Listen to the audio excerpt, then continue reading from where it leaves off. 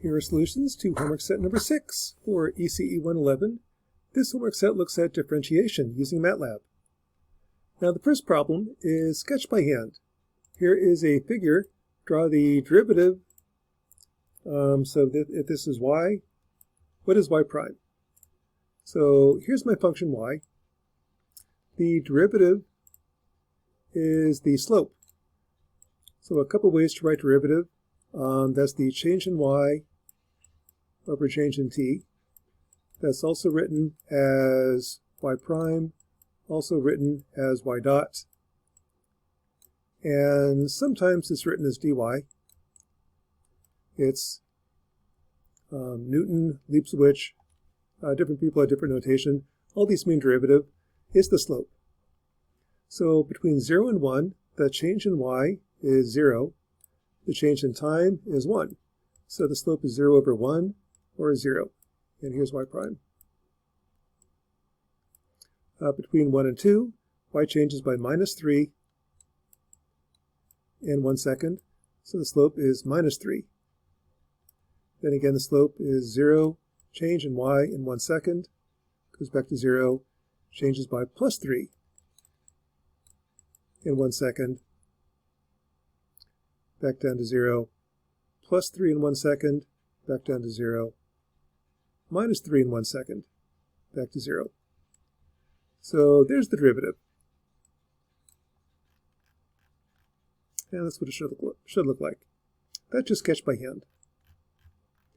Problem 2 is now use Matlab to find the derivative.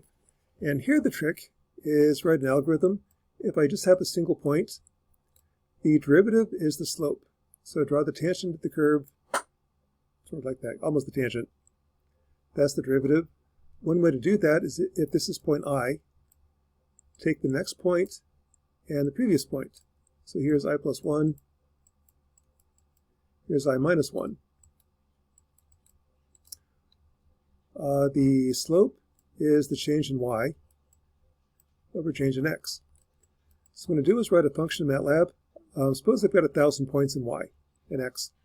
I'll take at each point what is the value of y for the next point minus the previous point, change in y, divided by what is x at the next point minus previous point, change in y over change in x. Spin through your data, computing that. That's roughly the derivative. That's derivative using numerical methods. The endpoints are always problems. I can't go to the left of the left endpoint, so I need something a little bit different at the left endpoint, a little bit different at the right endpoint. Here's one way to do it. There are other ways. But that gives you roughly the derivative. This is a function in Matlab. I can't execute it, but I can call it. So the way you call it is I first set up my data. So let's have x go from minus 10 to plus 10, steps of 0.01. Calculate what y is. Then call my function derivative. Here's x, here's y. What is the derivative at each point? Then if I plot it, y is the blue curve. The derivative is in red. So this is y prime. And notice that when y is the maximum, the derivative is 0. A minimum, derivative is 0. One way to find the max or minimum is set the derivative to 0. Y is increasing at its maximum rate when the derivative is maximum. Y is decreasing at the maximum rate when the derivative is a minimum. That's kind of what derivative means. It means slope.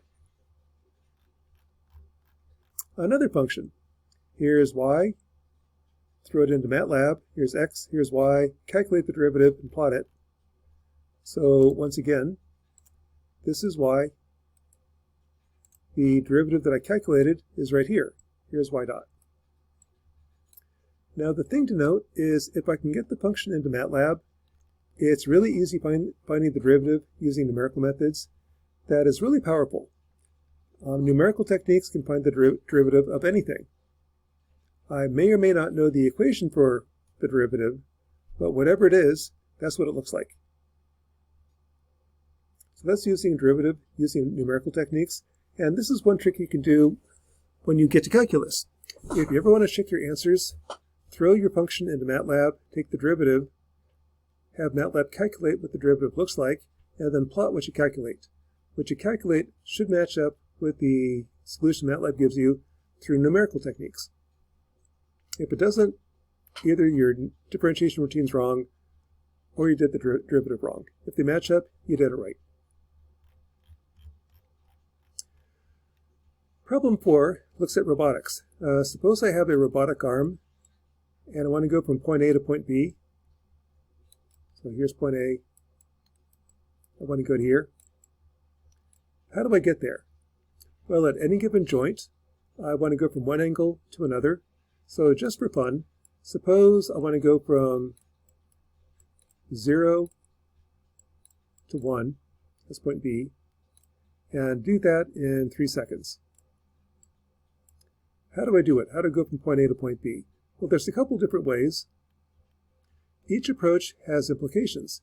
If I look at the velocity, that's roughly voltage that you're going to send to the motor, assuming you're driving the robot with DC motors. Look at the second derivative, that's roughly current, or torque. So if I take my function, find the first derivative, find the second derivative, and plot it, that's telling me this is what I'm doing to the motor. That path implies a certain voltage to the motor, a certain current to the motor. It's actually more complicated than that, but that is essentially what's going on. So let's try that. Suppose this is my function. First thing I do is I put that in Matlab. I'm going to have time go from -1 to +4, left of the endpoint and right of the endpoint, and then the path to get there between 0 and 3. I'll input that as Q is my function, t over 3, between 0 and 3, and 1 for t greater than 3. The purpose of that perturbation is I don't want to worry about what happens at 3. The way I did it here, t is never equal to 3. If I take that out, then actually t is equal to 3 at some point, and if we worry about greater than or equal, less than or equal to conditions, here I don't have to worry about that. Let's see. Then, given my angle, find the derivative. Given the derivative, find the second derivative and plot them. So here's what that looks like. This is y. That's the angle. This is the derivative, y dot. And the green line is acceleration. Now what that corresponds to is here's the position, voltage, and current. The voltage to a motor is not a problem. I can turn on the voltage, turn it off. The acceleration is a problem. This is roughly the current. For a step output in velocity, I need infinite current. That's a delta function. That's like taking the motor, hit it with a hammer. When I come to the end, hit it again to get it to stop.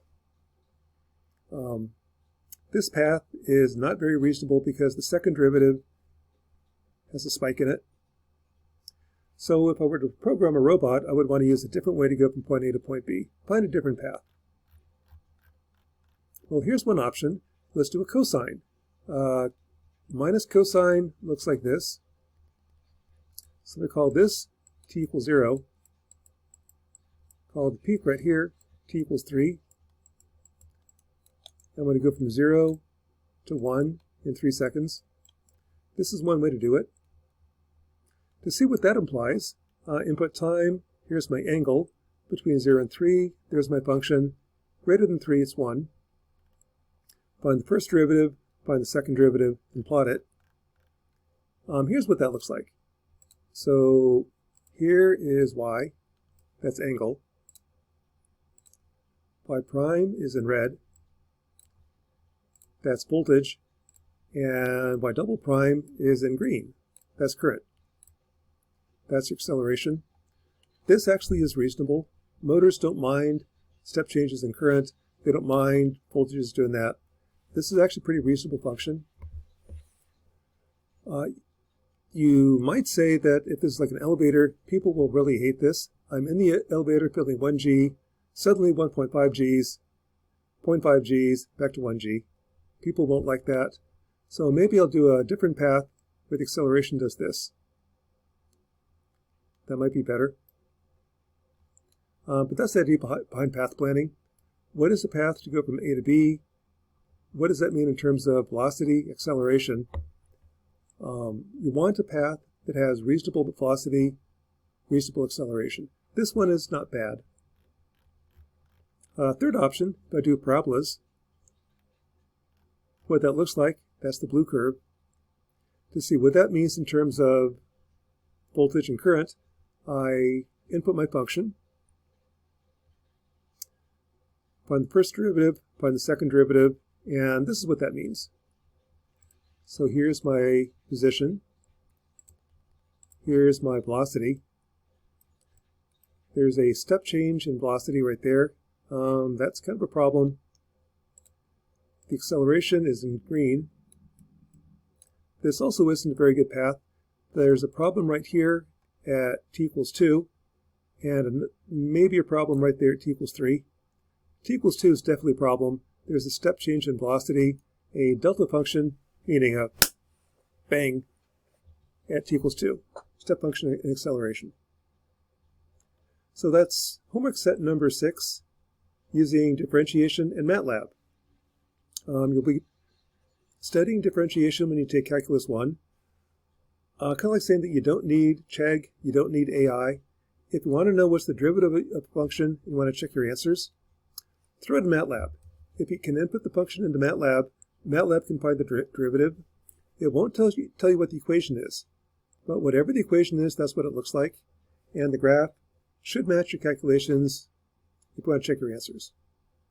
And that is homework number 6 for ECE 111.